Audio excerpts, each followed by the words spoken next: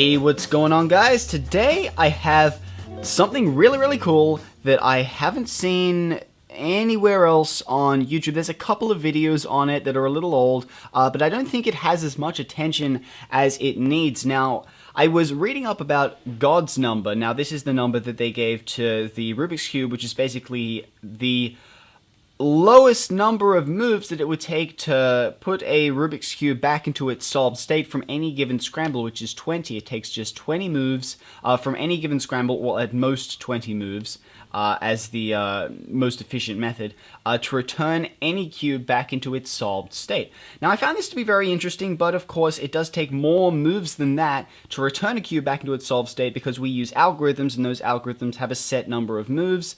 So usually it would be like, well, actually, I don't know how many moves it would take on average.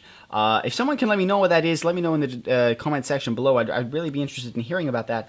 But I also found, after doing a little bit of digging, that it turns out these same people that figured out that it takes 20 moves to bring a Rubik's Cube back into its solved state from any given scramble, they also found an algorithm that can be applied to the Rubik's Cube on any angle, on any orientation of any scramble that will have the cube pass through its solved state. They have some statistics. Apparently, it's not always the case. It might be like 75% of the time. But the cube will pass through its solved state whilst completing this algorithm. So here's the algorithm here. I actually wrote it down. So I had to put a grid there so I could actually follow it because it was kind of getting jumbled up. So we have L, R2, B, L prime, R, U2, F2, L, B, D, U2, B, L prime, R2, B2, L prime, D2, U, L prime, B2, U2, R2, B, D2. Long algorithm, 25 steps long, but this algorithm, if applied to any scrambled cube on any axis or any orientation, it will turn the cube back into its solved state.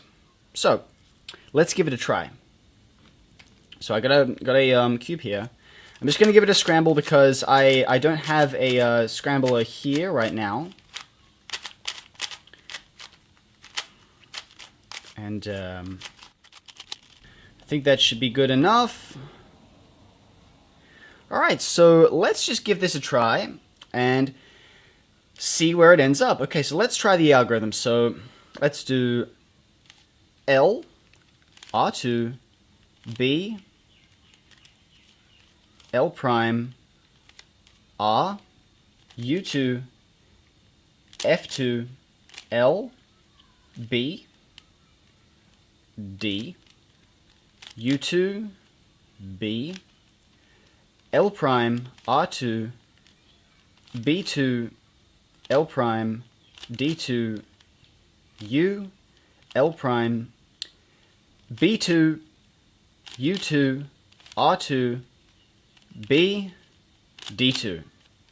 And there you have it, back into its solved state, which I think is rather interesting. I've been messing around with this all night, and I was pretty surprised to see that it actually works. That's actually a very rare case where you get right to the end of the algorithm. Usually, it will pass through its solved state at any given point on this algorithm, so you could probably get like 9 or 10 steps in. Usually, it's around 14, 15 that the puzzle will be solved. Just to prove that this works, I'm going to do it again. So let's just do another scramble here. You can try this at home. You can try this at home right now. If you have a Rubik's Cube, then you can give this a try yourself. If it's already scrambled, then you can follow along with me and give this a try. So let's just do a load of scrambling here. Okay, so that looks pretty good. So let's give this another try. So L, R2, B, L prime, R, U2, F2, L,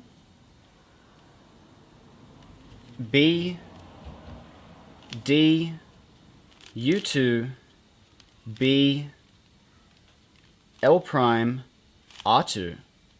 And it's already passed through its solved state. So you can see I've got B2, L prime, D2, U, and the rest of the algorithm still to go. So that is the nature of the algorithm. It's not like any other algorithm where it will cycle the pieces. The cube will pass through its solved state along this algorithm. Now this, they have some statistics with them. I haven't been able to find them, but basically if you get to the end of the algorithm and the puzzle hasn't been solved, then all you had to do is go full circle and just continue with the algorithm from L all the way through. And usually by the second time, sometimes it happens, you'll have to go through it a third time. But basically, if you just continue following this sequence, the cube will pass through its solved state whilst performing this algorithm. Okay, so the reason that it does this, I'm not entirely certain, but basically this algorithm has been built on statistics. Statistically, what is most likely to bring two pieces together? And this is just based on all of the other algorithms that are out there floating around today, all of the OLL, all of the PLL, all of the F2L algorithms. They all come together, and statistically, with this sequence of notations, you are more likely to get a, to bring just a couple of pieces together, so it will bring 2 or 4 pieces together.